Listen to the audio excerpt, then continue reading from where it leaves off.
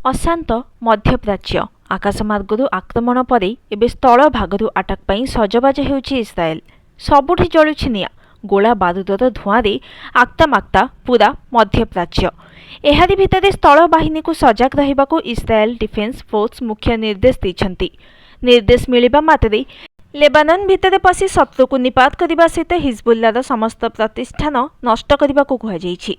इस्राएल उपरे आक्रमण करिथिबा लेबाननर आतंकवादी संगठन को छड़ा जीव नाही बोली कहिछि इस्राएल।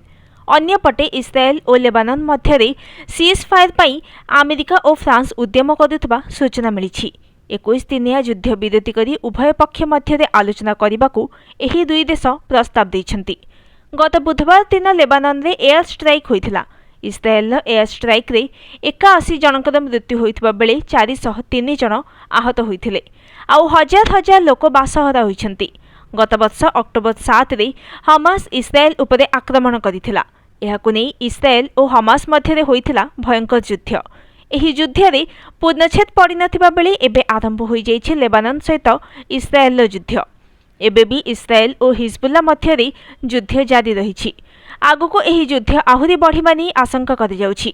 जातिसंघ पक्षर युद्ध और रक्तपात बंद पर आह्वान दि जाइथिबा बेले लेबानन रे हजार हजार संख्यार पेजर और वाकीटकी विस्फोरण पर इस्राएल को दायी करी हिजबुल्ला आक्रमण करुछि। Bureau report, news today.